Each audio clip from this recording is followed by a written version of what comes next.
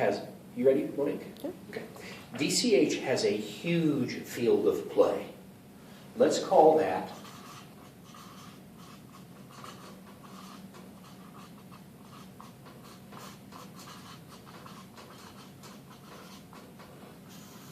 area of interest. It's huge. 3,000 communities, thousands of stakeholders, certainly hundreds of thousands, if not millions of beneficiaries. It is dominated by several key themes. Community health and health equity, which it's agreed they're embedded. They are one and the same. They're different for every community. And because we're in the center we're in, it's driven to a great deal by chronic disease prevention, although clearly what everybody's learned from communities is there's a number of other things that come up because they're community relevant. So we can't just limit ourselves to chronic disease, but chronic disease is a driver. So this is this big field. What DCH has done is they have said, for this area of interest, this immense field, we have established a vision. It's in the strategic plan. The vision is essentially, if I had the documents here, what we would actually do here, Lindsay, is we would actually drop the vision statement in. A vision is a characterization of the future state that we desire for this immense field of interest. And DCH has said that that is equitable health for all, or whatever that statement is. Consistent with that vision, DCH has said that there's a particular way we intend to play. The mission is oftentimes characterized as area of action. There may be many things we're interested in. We act in a certain space, and we have a mission statement. And again, at this point, Lindsay, we would plot the mission statement in. This is the area that we intend to act in the foreseeable future in order to achieve this vision at some future date for this large field of interest. In order to do that, we have established core principles. And again, the core principles are there, community engagement, impact, I forget what the four are, right? We plot them in there with brief descriptions. These are external. These are the principles we practice externally. Internally, we have adopted core values consistent with the core values of the CDC. Integrity, accountability, I forget what those are, plot, right? The other thing that we have defined are roles. One role is as a scientific leader. Here's a brief description, plopped into the video. Another is as a strategic leader, which includes, here's a definition. The third is as a facilitative leader. Blah, here's a description for that. So we've got scientific leader, strategic leader, facilitative leader. These define how it is we are going to go forward. That's what they're intended to do. Now, we all know that in order to do something towards something, you have to establish something that guides you. This division has set 5 goals. Goal number 1, comes up on the video, right? It's pretty good actually. Goal number 2. Goal number 3. Goal number 4. These are intended to serve the division for perhaps as long as 10 years, maybe as only as 5. Goals are periodically renewed, but they should endure for some time. You'll notice they aren't highly specific, but you can certainly tell where you're supposed to be headed to. The way we begin to create specificity is for the next 2 to 3 years, this division has established strategic areas of focus.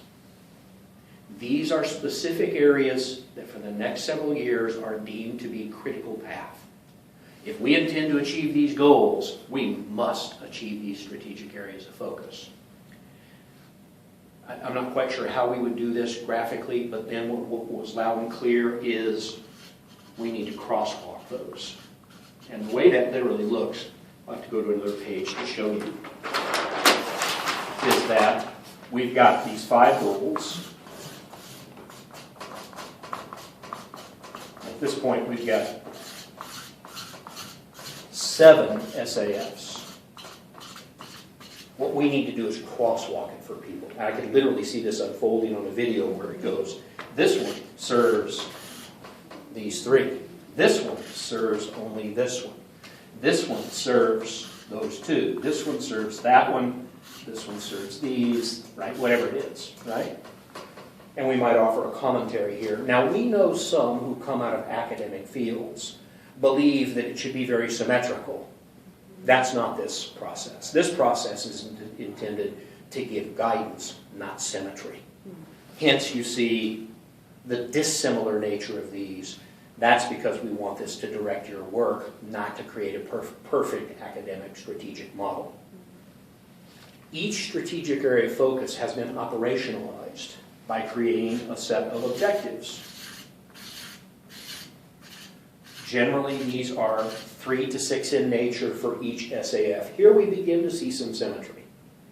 These follow the SMARTA convention. Some of you may not have heard of SMARTA. You know SMART, specific, measurable, achievable, realistic, and time-bound.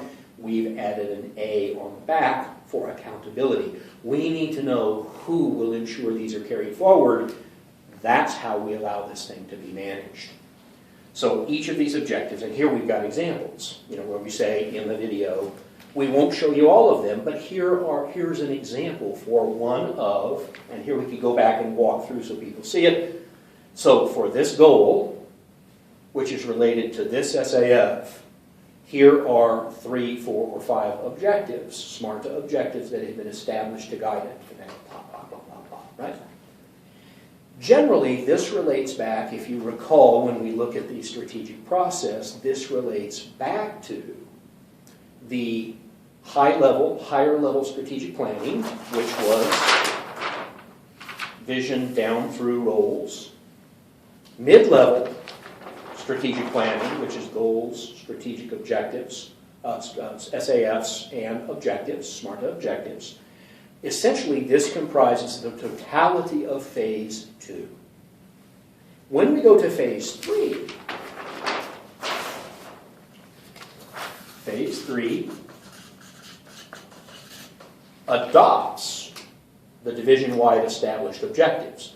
As you saw, some of them are for each of the branches and units. So a branch is able to look to the strategic plan, the division-wide strategic plan, and is able to say, here's where our 5 division-wide objectives, strategic objectives, came from. They came out of that. So the branch is going to adopt division-wide SMARTA objectives, which, remember, these came from SAFs. This actually lends itself to that whole video thing really well. I can see the pieces plopping together. On a comparable basis, we know that branch and units have additional things to do. We are going to allow them to create operational areas of focus, which are just like a strategic area of focus, except they are branch-specific. One additional step we add, though, is, however, we want division review of this. Why? Because we've heard that we do not want branches and units to operate in silos. They will develop these on their own. They'll be reviewed by the division to ensure that they're all fitting together in an appropriate way. Some of you are probably wondering how many of these. This is where practicality trumps the discussion. If I'm in a branch and I've already got a lot of these, I'm going to necessarily limit myself here. This is how we manage the amount of work in an organization. Each of these operational areas of focus will create their own operational objectives, which are also SMARTA. So we end up with a parallel. We've got division-wide SMARTA objectives that are strategic, division-wide. We've got branch-level operational objectives that are SMARTA. They're very comparable. The one big difference, obviously, will be that this branch or this unit can't assign SMARTA objectives outside their branch or unit because they're specifically for the branch or unit.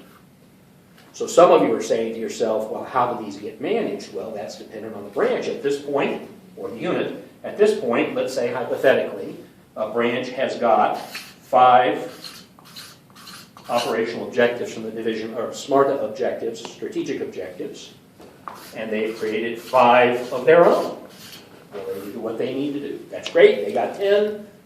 The branch chief is now responsible for managing those 10. Here's what begins to happen. From these, we create work plans. Because rest assured, the branch chief will be delegating.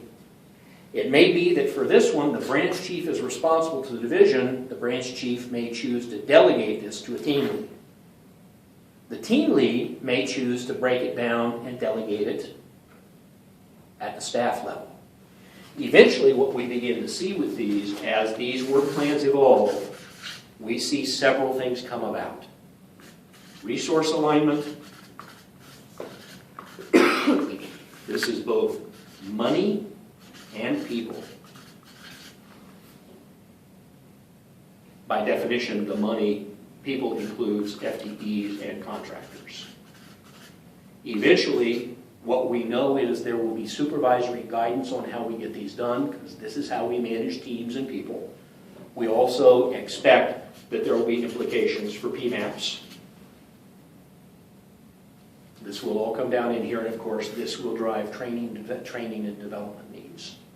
So eventually what we end up with is this whole set of things connected.